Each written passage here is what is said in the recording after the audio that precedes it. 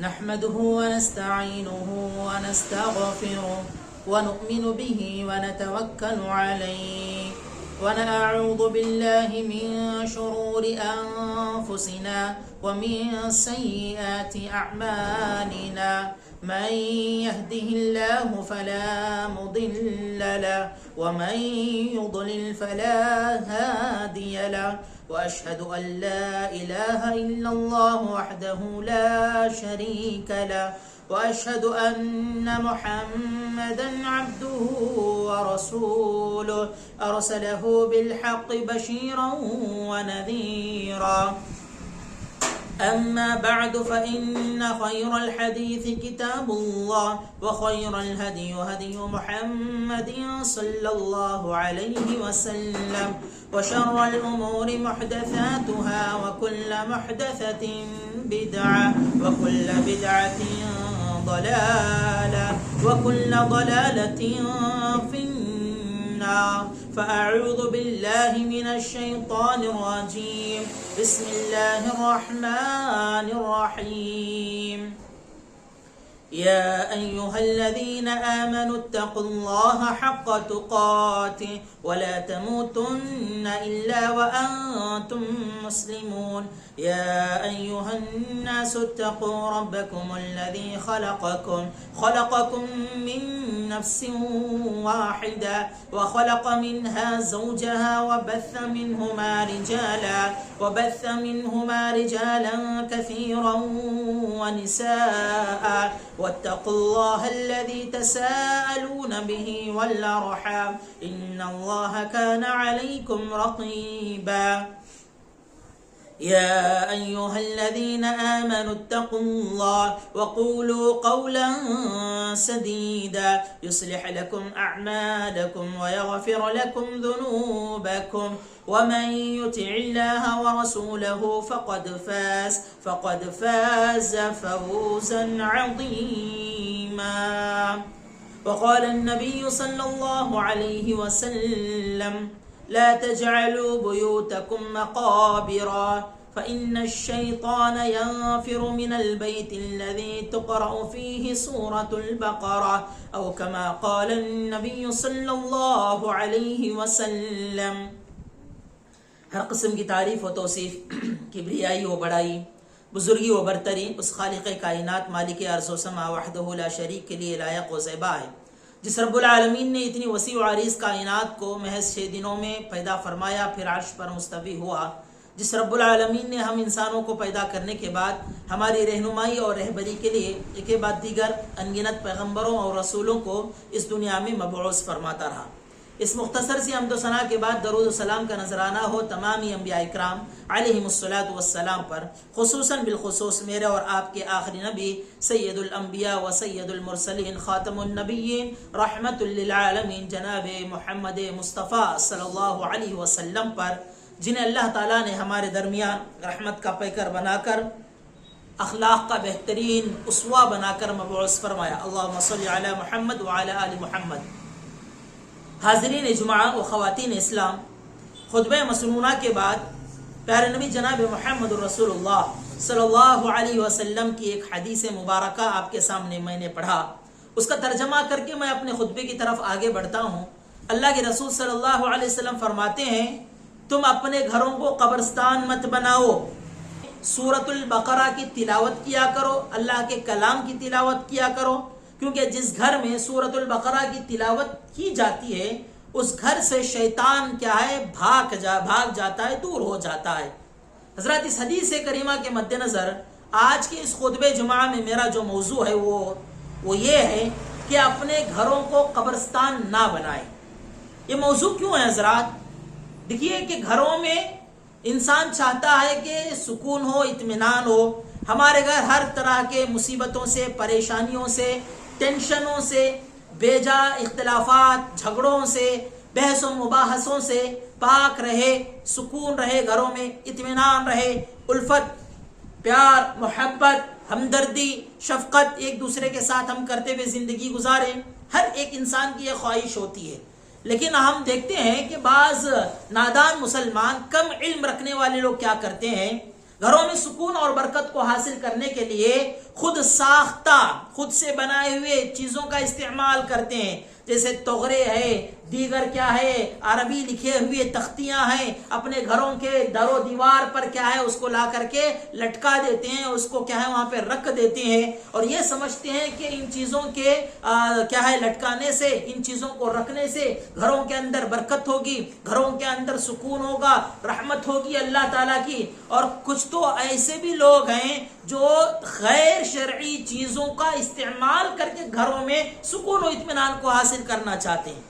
آپ دیکھیں گے بد عقیدہ رکھنے والے اور اسی طرح سے باطل عقیدوں کے حامل لوگ کیا ہے گھروں میں غیر شرعی چیزوں سے برکت حاصل کرنے کی کوشش کرتے ہیں۔ کتنے لوگوں کو دیکھا گیا گھروں میں نیمبو مرچ لٹکاتے ہیں، کتنوں کو دیکھتے ہیں ہم تغرے لٹکاتے ہیں جس میں عربی لکھا ہوا ہوتا ہے۔ کئی سارے گھروں میں ایسا بھی دیکھا گیا گھوڑے کے جو نال ہوتے ہیں ان نالوں کو کیا ہے میخ مار کر کے لگایا جاتا ہے، بعض لوگ میخوں کو مار دیتے ہیں، کئی سارے لوگ آنکھ کا نشان بنا کر کے کسی لوہے کی چیز میں، کوئی تانبے کی چیز میں آنکھ کا نشان بنا کر کے گھر میں لگا دیتے ہیں، اور یہ سمجھتے ہیں کہ یہ نظر بد سے ہماری حفاظت کریں گے، مشکلات سے، پریشانیوں سے ہمارے گھروں کو محفوظ رکھیں گے۔ حضرات یہ بد عقیدگی ہے، یہ غیر شرعی امور ہے جو لوگ دنیا میں اپنے گھروں میں سکون و اطمینان کے لیے اختیار کر رہے ہیں، جبکہ دین اسلام نے ہمیں ایک بہترین ایسی چیزیں بیان فرمائی ہیں، کچھ ایسے امور بتائے ہیں جس کے ذریعے سے ہم اپنے گھروں کو بابرکت بنا سکتے ہیں، گھروں میں سکون و اطمینان ہم اختیار کر سکتے ہیں، اللہ کی رحمت ہمارے گھروں میں نازل ہو سکتی ہے، ہمارے گھروں میں خیر و برکت ہو سکتی ہے۔ ایسے کچھ امور کیا ہے ہمیں آج جاننے کی ضرورت ہے۔ حضرات جہاں پر گھروں میں غیر شرعی چیزوں کا لوگ استعمال کرتے ہیں وہیں پر ناچ گانا، ٹیلی ویژن کا استعمال اور گانوں کا، موویز کا دیکھنا، ڈراموں کا اہتمام کرنا، بہت ساری ایسی چیزیں ہیں جس کی وجہ سے لوگ یہ سوچتے ہیں کہ گھروں میں اطمینان رہے گا، سکون رہے گا، اور کیا ہے ہم دلچسپی اختیار کر لیں گے، موج کریں گے، مستی کریں گے۔ حضرات یہ اللہ کے عذاب کو دعوت دینے والی چیزیں ہیں، اس طرح کی چیزوں سے ہمیں گریز کرنا چاہیے۔ آج کے اس خطبہ جمعہ میں آپ کے سامنے وہ چند امور بتاؤں گا۔ سب سے پہلا کام کیا ہے جانتے ہیں حضرات؟ گھروں میں خیر و برکت کا ایک ذریعہ، سکون و اطمینان کا ایک ذریعہ جو ہے وہ ہمارے گھروں میں اللہ تعالیٰ کے لیے نماز کا اہتمام کرنا۔ کون سی نماز؟ سب سے بڑا سوال یہ پیدا ہوتا ہے، گھروں میں نماز کا حکم اللہ کے رسول صلی اللہ علیہ وسلم نے دیا، ایک نہیں کئی ساری مختلف حدیثیں اللہ کے رسول صلی اللہ علیہ وسلم سے مروی ہیں۔ کون سی نماز حضرات؟ نفل نمازوں کا اہتمام گھروں میں کرنے کا اللہ کے رسول صلی اللہ علیہ وسلم نے حکم دیا۔ ایک حدیث کے اندر اللہ کے رسول صلی اللہ علیہ وسلم بیان فرماتے ہیں، اے لوگو اپنے گھروں میں نمازوں کا اہتمام کرو، یقیناً آدمی کی نماز جو افضل ہے گھروں میں وہ نفل نماز ہے۔ فرض کے علاوہ ایک آدمی کی مسجد کے مقابلے میں گھر میں پڑھی جانے والی جو نفل نماز ہے یہ بہت ہی افضل ہے اور یہ بہت ہی بہتر ہے۔ ایک اور حدیث کے اندر اللہ کے رسول صلی اللہ علیہ وسلم بیان فرماتے ہیں کہ لوگوں تم اپنے گھروں کو قبرستان مت بناؤ، تمہاری نمازوں میں سے کچھ نمازیں گھروں میں بھی ادا کیا کرو۔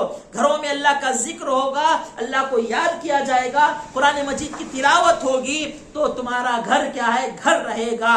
آپ ذرا غور کر کے دیکھیں، قبرستان کے اندر نماز نہیں ادا کی جاتی ہے، قبرستان نماز ادا کرنے کی جگہ نہیں ہے، جہاں قبر ہے وہاں پر نماز ادا کرنے سے اللہ کے رسول صلی اللہ علیہ وسلم نے منع فرمایا ہے۔ پتہ یہ چلا جہاں لوگ زندہ رہتے ہیں، جس گھروں میں زندگیاں ہوتی ہیں اس گھروں میں نماز ادا کیا جاتا ہے، جس گھروں میں زندگی پنپتی ہے اس گھروں میں اللہ کا نام لیا جاتا ہے، وہاں اللہ رب العالمین کے لیے نمازیں ادا کی جاتی ہے۔ اور اسی لیے قبرستان نہ بننے کا مطلب یہ ہے اللہ کے ذکر سے، قرآن مجید کی تلاوت سے، اللہ تعالیٰ کی بندگی کرتے ہوئے نمازوں کا کیا ہے ہمیں اہتمام کرنا چاہیے۔ تو حضرات پہلی بات ہمیں کیا ہے مد نظر رکھنا ہے وہ یہ ہے اللہ کے رسول صلی اللہ علیہ وسلم نے ہمیں نمازوں کا کیا ہے اہتمام کرنے کی کوشش کیا ہے دعوت دی ہے۔ اسی طرح سے اللہ کے رسول صلی اللہ علیہ وسلم ایک اور حدیث کے اندر بیان فرماتے ہیں، کہتے ہیں کہ تمہارے گھروں میں نماز ادا کرنا اس میری مسجد میں نماز ادا کرنے سے کہیں زیادہ بہتر ہے. ایک آدمی اپنے گھر میں نماز ادا کرتا ہے نفل نماز فرض کے علاوہ, تو وہ نماز اللہ کے رسول صلی اللہ علیہ وسلم کی مسجد میں ادا کرنے سے بھی زیادہ بہتر ہے. اور اللہ کے رسول صلی اللہ علیہ وسلم کی مسجد کی کیا فضیلت ہے؟ اللہ کے رسول صلی اللہ علیہ وسلم فرماتے ہیں میری مسجد یعنی مسجد نبوی, اس مسجد میں ایک نماز کا جو ثواب ہے وہ 1000 نمازوں کے برابر کا ہے. ایک نماز اگر وہاں کوئی بندہ ادا کرے 1000 نماز کا ثواب اللہ رب العالمین عطا کرتا ہے. حضرات ذرا غور کر کے دیکھیں, جس مسجد میں ایک نماز کا ثواب 1000 نمازوں کے برابر ہو, اس کے باوجود بھی اللہ کے رسول صلی اللہ علیہ وسلم کیا فرماتے ہیں, تمہاری گھر کی نماز میری اس مسجد میں ادا کیے جانے والی نماز سے بھی زیادہ بہتر ہے. تو پتہ یہ چلا گھروں میں نمازوں کا اہتمام ضرور کیا ہے کرنا چاہیے. حضرت عبداللہ بن مسعود رضی اللہ عنہ اللہ کے رسول صلی اللہ علیہ وسلم سے سوال کرتے ہیں, کہتے ہیں کہ اللہ کے رسول نفل نماز کون سی نماز بہتر ہے؟ آیا مسجد میں ادا کرنا بہتر ہے یا گھر میں ادا کرنا بہتر ہے؟ اللہ کے رسول صلی اللہ علیہ وسلم نے کہا کہ عبداللہ بن مسعود, کیا تم دیکھتے نہیں ہو کہ میرا گھر مسجد سے کتنا قریب ہے؟ میرا گھر مسجد سے لگا ہوا ہے, جڑا ہوا ہے, قریب ہے. اس کے باوجود میں نفل نمازوں کو گھر میں ادا کرتا ہوں اور فرائض کو کیا ہے مسجد میں آ کر کے ادا کرتا ہوں. پتہ یہ چلا فرض نمازیں با جماعت ایک مرد کے لیے مسجد میں آ کر کے ادا کرنا واجب ہے, ضروری ہے, فرض ہے. حضرات غیر شرعی عذر اگر کسی کے پاس نہیں ہے تو پھر کیا یقیناً اس کے لیے ضروری ہے کہ وہ آ کر کے باقاعدہ مسجد میں کیا ہے فرض نمازیں ادا کرے. فرض نماز اگر کوئی انسان گھر میں ادا کرتا ہے بغیر شرعی عذر کے کوتاہی کرتا ہے, یقیناً وہ انسان کیا ہے گنہگار ہوگا. اللہ کے رسول صلی اللہ علیہ وسلم کی سنت کی خلاف ورزی کرنے والا ہے. کیوں حضرات؟ کیونکہ اللہ کے رسول صلی اللہ علیہ وسلم نے کہا کہ جو لوگ مسجدوں کو چھوڑ کر کے گھروں میں فرض نماز ادا کرتے ہیں ان کو میں تنبیہ کرنے کے لیے اللہ کے رسول کہتے ہیں کہ میں کسی کو نماز کی امامت کی ذمہ داری دوں اور ایسے لوگوں کے گھروں کو جا کر کے آگ لگاؤں. اگر میرے اختیار میں ہوتا, جبکہ وہی چیز اختیار میں نہیں تھی اللہ کے رسول کے, ہوتا تو میں آگ لگا دیتا. ذرا غور کر کے دیکھیں, فرض نمازوں کی پابندی ادائیگی مسجد میں ادا کرنا ضروری ہے. فرض کے علاوہ دیگر نمازیں جو ہیں وہ اپنے گھروں میں ادا کرنا یہ بہت ہی مستحب ہے. اس کے سلسلے میں اللہ کے رسول صلی اللہ علیہ وسلم کی زندگی سے ہمیں کچھ مثالیں ملتی ہیں. حضرات اللہ کے رسول صلی اللہ علیہ وسلم فرض کے علاوہ جتنی بھی نمازیں ہیں اکثر و بیشتر آپ اپنی نفل نمازیں اپنے گھر میں ہی ادا کیا کرتے تھے. حضرت انس بن مالک رضی اللہ عنہ کہتے ہیں اللہ کے رسول صلی اللہ علیہ وسلم کی بیوی حضرت عائشہ صدیقہ رضی اللہ عنہا نے اپنے گھر کے ایک حصے کو پردے سے ڈھانک دیا تھا. گھر کے ایک حصے کو پردے سے ڈھانک دیا تھا. اللہ کے رسول صلی اللہ علیہ وسلم ایک مرتبہ نماز پڑھنے کے لیے گئے تو آپ صلی اللہ علیہ وسلم نے کہا کہ عائشہ اس پردے کو ہٹا دو, اس پردے کا نقش و نگار جو ہے میری نماز میں خلل اندازی کرتا ہے. کیا بات معلوم ہوئی؟ اللہ کے رسول صلی اللہ علیہ وسلم گھر میں مائی عائشہ کے گھر میں نماز ادا کیا کرتے تھے. حضرت عائشہ کے گھر میں نماز ادا کیا کرتے تھے اور وہ پردہ اس کی نقش و نگاری اللہ کے رسول صلی اللہ علیہ وسلم کی نماز میں خلل اندازی پیدا کر رہی تھی. تو اللہ کے رسول نے کہا کہ مجھے نماز پڑھنا ہے, اس پردے کو تم کیا ہے یہاں سے ہٹا دو. اسی طرح سے ایک اور مثال حضرت ام سلمہ رضی اللہ عنہا, وہ کہتی ہیں کہ ایک مرتبہ اللہ کے رسول صلی اللہ علیہ وسلم عصر کی نماز کے بعد میرے گھر تشریف لائے اور لا کر کے آپ آئے اور آ کر کے 2 رکعت آپ نے کیا ہے نفل نماز ادا کی. نفل نماز ادا کی. میں نے استفسار کیا, پوچھا اللہ کے رسول سے, اے اللہ کے نبی اب کون سی نماز آپ ادا کر رہے ہیں؟ تو اللہ کے رسول صلی اللہ علیہ وسلم نے حضرت ام سلمہ رضی اللہ عنہا کو کہا کہ دیکھو ظہر کے بعد کی جو 2 سنت رکعت ہے میں وہ پڑھنے سے رہ گیا, مصروف ہو گیا کام کی وجہ سے, کوئی احباب آئے ہوئے تھے ان کے ساتھ بیٹھنا تھا, کوئی ضروری کام تھا جس کی وجہ سے وہ 2 رکعت نماز میں نہیں پڑھ سکا, تو اس کو کیا ہے میں نے کیا ہے اس کو قضا کیا ہے. حضرات اسی طرح سے مائی عائشہ صدیقہ رضی اللہ عنہ کہتی ہیں اللہ کے رسول صلی اللہ علیہ وسلم نماز تہجد کا اہتمام بھی کیا ہے پورا گھر میں کیا کرتے تھے. اکثر و بیشتر آپ نماز تہجد کا اہتمام بھی گھر میں ہی کیا کرتے تھے. مائی عائشہ کہتی کہ اللہ کے رسول صلی اللہ علیہ وسلم رات میں اٹھتے اٹھ کر کے نماز کا اہتمام کرتے اور میں آپ کے سامنے لیٹی ہوئی ہوتی, نماز پڑھ لیتے اللہ کے رسول. جب اللہ کے رسول وتر پڑھنا ہوتا تو مجھے بھی بیدار کرتے, میں بھی اٹھتی اور اٹھ کر کے کیا ہے میں بھی وتر نماز کیا ہے ادا کر لیا کرتی تھی. اسی طرح سے ایک اور مثال, ایک اور حدیث کے اندر حضرت ام ہانی رضی اللہ عنہ کہتی ہیں کہ اللہ کے نبی صلی اللہ علیہ وسلم فتح مکہ کے دن صبح میں میرے گھر کو تشریف لائے. چاشت کی نماز بھی اللہ کے رسول صلی اللہ علیہ وسلم گھر میں ہی ادا کیا کرتے تھے. میرے گھر تشریف لائے, فتح مکہ کے دن کا وقت تھا, آئے اور آ کر کے میرے گھر میں آپ نے غسل کیا. غسل کرنے کے بعد اللہ کے رسول صلی اللہ علیہ وسلم نے 8 رکعت نماز ادا کی. اور کون سی نماز تھی حضرات؟ چاشت کی نماز تھی. چاشت کی نماز تھی جس کو صلاۃ الضحیٰ بھی کہتے ہیں. وہ نماز کیا ہے اللہ کے رسول صلی اللہ علیہ وسلم نے گھر میں ادا کی. حضرت مائی عائشہ صدیقہ رضی اللہ عنہ کہتی ہیں سنتوں کے بارے میں اللہ کے رسول صلی اللہ علیہ وسلم سنت نمازیں کیسے ادا کیا کرتے تھے. کہتی ہیں کہ اللہ کے رسول صلی اللہ علیہ وسلم ظہر کی نماز, فرض نماز پڑھانے سے پہلے میرے گھر میں 4 رکعت آپ نماز ادا کر لیتے. سنت نماز میرے گھر میں 4 رکعت ادا کر لیتے, پھر اس کے بعد جا کر کے لوگوں کو ظہر کی نماز پڑھاتے.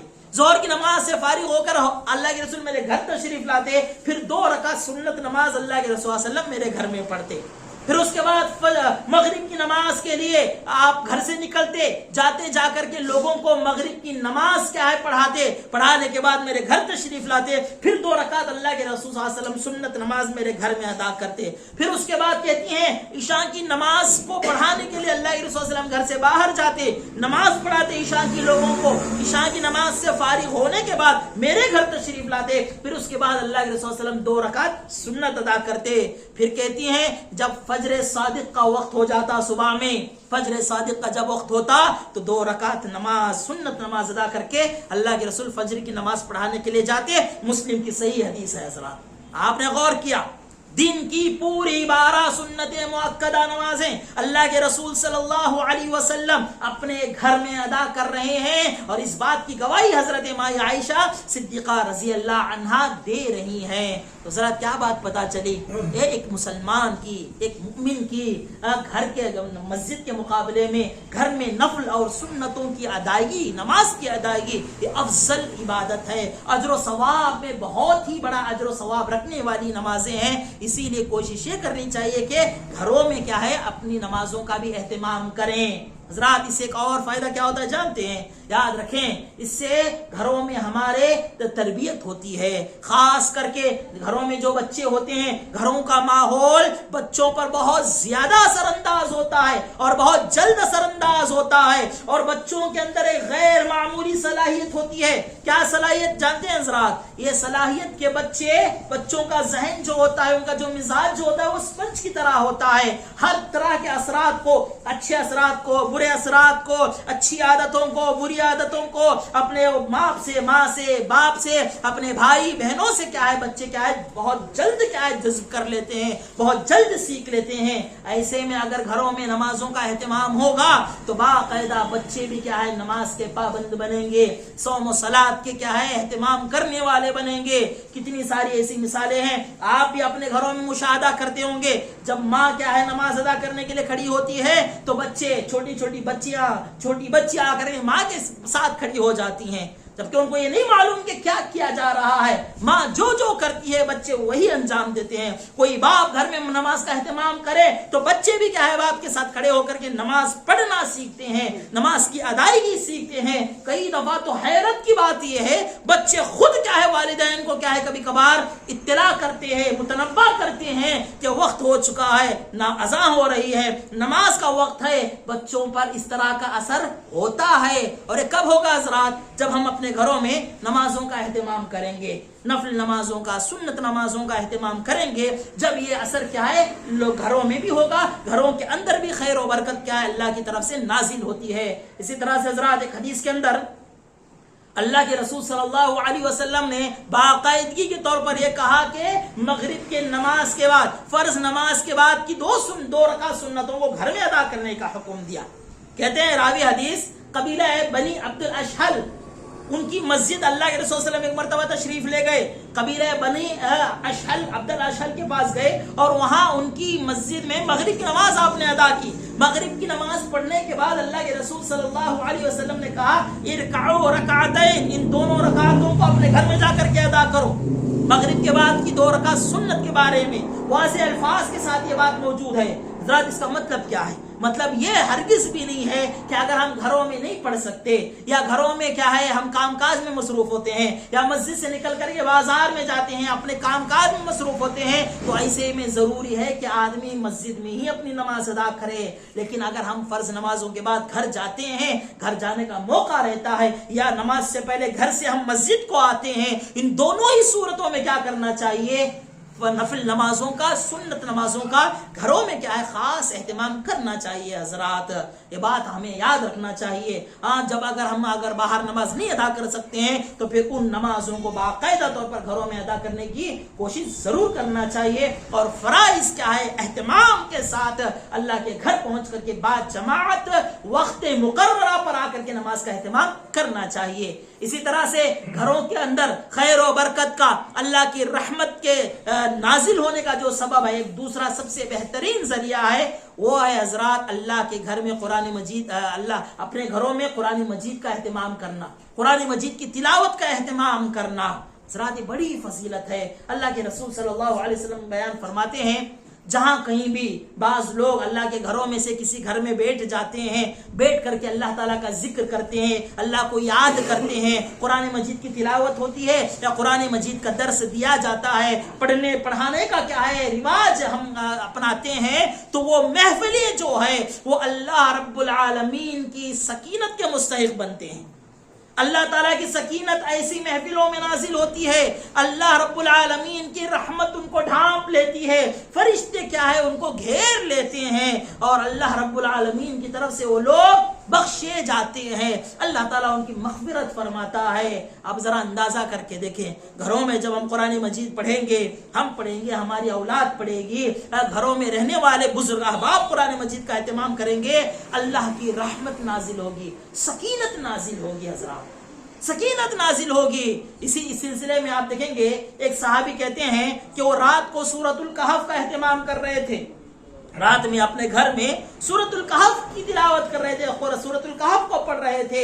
اتنے میں کیا دیکھتے ہیں کہ آسمان سے ایک بادل کیا ہے نیچے اترتا ہے اور ان پر کیا ہے سایہ فگن ہو جاتا ہے، ان کو ڈھانپ لیتا ہے اور ان سے قریب تر ہو جاتا ہے، اور جب وہ بادل ان پر کیا ہے ان کو ڈھانپ رہا تھا، قریب ہو رہا تھا، وہاں ان کا گھوڑا بندھا ہوا تھا جو اس بادل کی وجہ سے کیا ہے بدک رہا تھا، اچھل رہا تھا۔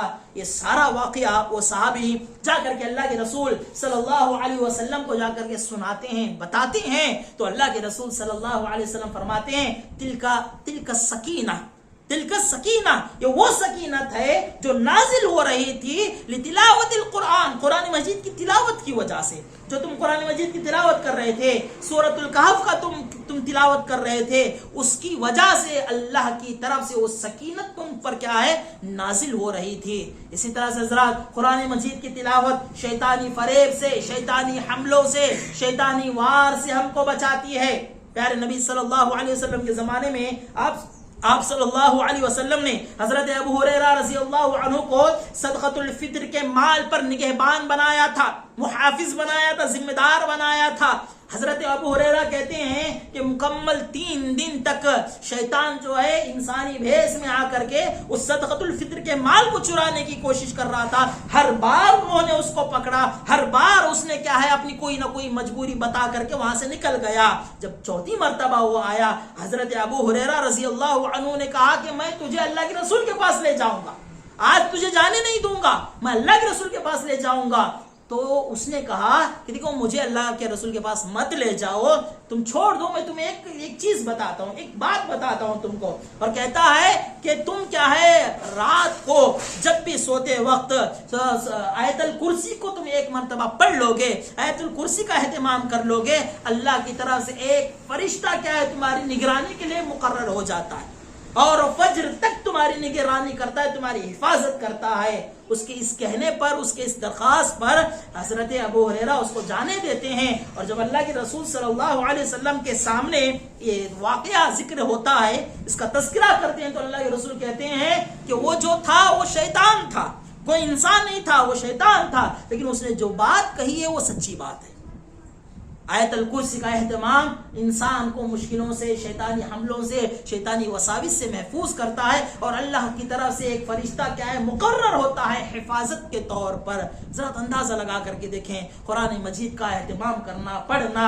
ایک تو یہ قرآن اپنی جگہ پر کیا ہے بے شمار اجر و ثواب کا کیا ہے کام ہوتا ہے. اس سے ایک حرف آپ پڑھیں گے 10 نیکیاں ملتی ہیں. اندازہ نہیں لگا سکتے ہم کہ کتنی نیکیاں اس سے حاصل کر سکتے ہیں. مختصر سا بھی قرآن اگر ہم گھروں میں 2-4 صفحے پڑھنے کی بھی اگر ہماری عادت ہو، اس کا اہتمام ہم کریں، اندازہ نہیں لگا سکتے حضرات، شمار نہیں کر سکتے اتنی کیا ہے ہم نیکیوں کو حاصل کر سکتے ہیں. تو یہ کیا ہے دوسرا ذریعہ ہے ہمارے اپنے گھروں میں سکون، اطمینان اور برکتیں کیا ہے حاصل کرنے کا. اسی طرح سے ایک تیسری چیز ہے حضرات، وہ ہے اللہ تعالیٰ کا ذکر. اللہ رب العالمین کا ذکر بہت اہم چیز ہے. اللہ تعالیٰ کے ذکر سے ہمارے گھر کیا ہے زندہ رہتے ہیں، ورنہ حضرات ہمارے گھر قبرستان کی طرح ہو جاتے ہیں. اللہ کے رسول صلی اللہ علیہ وسلم بیان فرماتے ہیں مثل البیت الذی یذکر اللہ فی، جس گھر میں اللہ تعالیٰ کا ذکر ہوتا ہے، وہ مثل البیت الذی لا یذکر اللہ فی، اور وہ گھر جس میں اللہ تعالیٰ کا ذکر نہیں ہوتا ہے، مثل الحی والمیت، کہتے ہیں کہ اس کی مثال مردہ اور زندے کی ہے. جس گھر میں اللہ کا ذکر ہوتا ہے وہ گھر کیا ہے زندہ ہے، یعنی زندے کی اس گھر کی مثال ہے. اور جس گھر میں اللہ کا ذکر نہیں ہوتا ہے اس گھر کی مثال مردے کی ہے، میت کی ہے. حضرات آپ ذرا سوچ کر کے دیکھیں، کیا ہم جس گھر میں اٹھتے بیٹھتے ہیں، سوتے ہیں، آرام کرتے ہیں، ایسا گھر ہمارا قبرستان بن جائے، میت کی مثال ہو جائے؟ حضرات کوئی نہیں چاہیں گے. سکون نہیں رہے گا، اطمینان نہیں رہے گا. اور اسی طرح سے حضرات ہمارے گھروں میں تصویریں وغیرہ یا دیگر جاندار کی تصویریں یا اسی طرح سے فحاشیت، عریانیت کی چیزیں، اور اسی طرح سے ناچ گانا، موسیقی، ان ساری چیزوں سے پاک رکھنا ضروری ہے، ورنہ ہمارے گھروں میں اللہ کی رحمت اور برکت داخل نہیں ہوتی ہے. اللہ کے رسول صلی اللہ علیہ وسلم نے ایک حدیث کے اندر یہ بھی بات بیان فرمائی، کہا کہ جس گھر میں تصویریں ہوتی ہیں اور جس گھر میں کتا پالا جاتا ہے اس گھر میں اللہ تعالیٰ کے مقرر فرشتے اللہ کی رحمت کے ساتھ داخل نہیں ہوتے ہیں. تو حضرات اپنے گھروں میں سکون و اطمینان ہم لانا چاہتے ہیں، اللہ کا ذکر ہونا چاہیے، اللہ کو یاد کرنا چاہیے. اللہ کو یاد کرنے کا ایک طریقہ یہ ہے کہ ہم تسبیحات کا اہتمام کریں، تسبیحات کو پڑھیں، اللہ کا ذکر کریں، اللہ تعالیٰ کو یاد کریں. اللہ کے یاد کرنے کے جتنے بھی کلمات ہیں ان کلمات کو پڑھا جائے، ہم پڑھیں، پڑھایا جائے، بچوں کو سکھائیں، ہم خود سیکھیں. اس کا اہتمام ہونا چاہیے. اللہ کا ذکر جس گھر میں نہ ہو حضرات وہ گھر گھر نہیں کہلاتا ہے. یہ بات ہمیں سمجھنا چاہیے. کتنے لوگوں کے گھر ایسے ہیں جن گھروں میں صرف کھانا پینا سونا، زندگی گزارنا بس یہی رہ گیا ہے. حضرات خیر و برکت کہاں سے آئے گی؟ خیر و برکت ہمارے گھروں میں کہاں سے آئے گی؟ سکون کہاں سے ہوگا؟ اطمینان ہمارے دلوں کو کہاں سے ہوگا؟ اور اللہ تعالیٰ نے کہا الا بذکر اللہ تطمئن القلوب، اللہ کے ذکر سے ہی دلوں کو سکون ملتا ہے. اب گھر چاہے کتنا بھی عالی شان کیوں نہ ہو، کتنا بھی بڑا بنگلہ کیوں نہ ہو ہمارا، جب تک اللہ کا ذکر نہ ہو اس گھر میں نہ ہمارے دلوں کو سکون مل سکتا ہے، نہ ہی چین کی کیا ہے زندگی ہم بسر کر سکتے ہیں. اسی لیے ضروری یہ ہے کہ ہمارے گھروں میں اللہ کا ذکر کیا ہے ہم جاری رکھیں، ساری رکھیں. حضرات ایک چوتھا ذریعہ اللہ تعالیٰ کا، اللہ کی طرف سے سکینت حاصل کرنے کا وہ یہ ہے ہم اپنے گھروں پر کیا ہے سلام کریں، گھر والوں پر سلام کریں. جب بھی گھروں میں داخل ہوتے ہیں فَإِذَا دَخَلْتُمْ بُيُوتًا فَسَلِّمُوا عَلَىٰ أَنفُسِكُمْ، جب بھی تم گھروں میں داخل ہو تو تم اپنے آپ پر، اپنے گھر والوں پر، اپنے اہل و عیال پر سلام کیا کرو. سلامتی اللہ کی طرف سے ایک تحفہ ہے حضرات، اللہ تعالیٰ کی طرف سے ایک بہت بڑی نعمت ہے. یہ کیا اللہ تعالیٰ کی طرف سے برکت کا ذریعہ ہے. سلام کرنا چاہیے. सलाम को आम करना चाहिए. घरों में जब जाएंगे सलामती की दुआ देना चाहिए. बहुत सारे अहबाब दुआ का एहतमाम ही नहीं करते हैं, सलाम का एहतमाम ही नहीं करते हैं, ना खुद करते हैं, ना घर वालों को उसकी तालीम देते हैं, ना बच्चों को उसकी तरगीब दिलाते हैं. घरों में दाखिल होते हुए सलाम का एहतमाम करना चाहिए. जो भी आ रहे हैं सलाम कर रहे हैं, आप जरा सोचिए अल्लाह की सलामती कैसे दाखिल होगी, अल्लाह ताला की ये रहमत क्या है हमारे घरों में दाखिल होगी. ये बहुत अहम चीज़ है, जरा इसको हमें समझना चाहिए. हमें अपने घरों को कब्रिस्तान नहीं बनाना है. हमारे घरों में अल्लाह का जिक्र होना चाहिए, कुरान मजीद की तिलावत होनी चाहिए, नफल नमाज का एहतमाम होना चाहिए. दीगर आमाल सालिहा जो हम कर पाते हों, कर सकते हों, उस तरह के अमाल को इख्तियार करने की कोशिश करना चाहिए. अल्लाह से मैं दुआ करता हूँ अल्लाह रब्बुल आलमीन हम सभी को इस बात पर गौर व फिक्र करने और अपने घरों को अल्लाह के जिक्र से आबाद व शादाब रखने की अल्लाह ताला तो हमें तौफीक अता फरमा. घरों में नफल नमाजों का एहतमाम, कुरान मजीद की तिलावत, दीगर जिक्र अस्कार करने की अल्लाह ताला तो हमें तौफीक अता फरमा. हमारे घरों को नजर बद से, हासिदीन के हसद से, शैतानी हमलों से, शैतानी चालों से, जादूगरों की जादूगरी से अल्लाह ताला तो हमारी हिफाजत फरमा. हमें हमारे अपने घर को, हमारे अपने घर वालों के हर एक की अल्लाह ताला तो हिफाजत फरमा. जब तक दुनिया में जिंदगी गुजारें किताब सुन्नत की जिंदगी हम गुजारें, किताब सुन्नत पर चलते हुए जिंदगी गुजारने की तौफीक अता फरमा. अल्लाह ताला हम सभी को रब्बानी मुसलमान बनने की तौफीक अता फरमा. आमीन. अक़ूलु क़ौली हाज़ा अस्तग़फ़िरुल्लाह ली व लकुम व लिस्साइरिल मुस्लिमीन वल्हम्दुलिल्लाह.